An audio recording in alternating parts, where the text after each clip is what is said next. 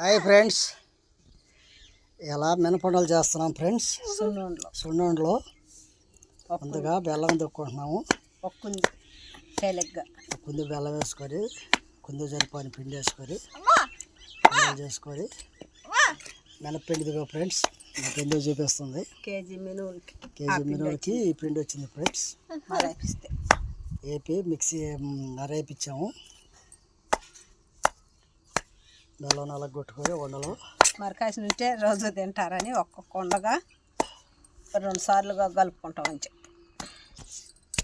బెల్లం నలగొట్టుకొని పిండి వేసుకొని రెండు మిక్సింగ్ చేసినాక తర్వాత నెయ్యి కలిపి చూపిస్తాం ఫ్రెండ్స్. బెల్లం నలిగింది, తగినంత పిండి వేసుకోవటం. పిండి వేస్తున్నాం ఫ్రెండ్స్. బెల్లంలో మినప్పిండి పోస్తున్నాం ఫ్రెండ్స్.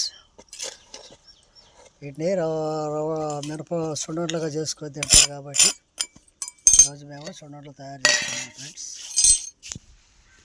హాయ్ ఫ్రెండ్స్, ఇప్పుడు సున్నుండలోకి నెయ్యి తీసుకొచ్చాము. 3 గిద్దలు నెయ్యి ఇప్పుడు కాగబెట్టాము ఫ్రెండ్స్. నెయ్యి పోసుకుందాము. తెలగ్గిపోయి నల్లగా వస్తుంది కాబట్టి నెయ్యి పోసాం ఫ్రెండ్స్. నల్లగానే వస్తుంది. నెయ్యి జారిపోతే నెయ్యి మళ్ళీ వేసుకుంటున్నాం ఫ్రెండ్స్.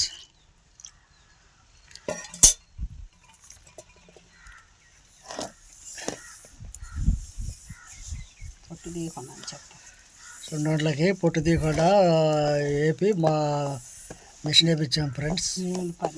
మినుముల పేరుని వేపించుకున్నాము. సున్నుండలకి వండ తయారు సరిపడా. హాయ్ ఫ్రెండ్స్, ఇదిగో సరిపడా నెయ్యి వేసుకున్నాము. వండకి తయారైంది. వండ చేస్తానికి మా పిల్లల కోసమని మేము వండలో తయారు చేస్తున్నాం ఫ్రెండ్స్. మినప వండలో వీటిని సున్నుండలు అంటారు.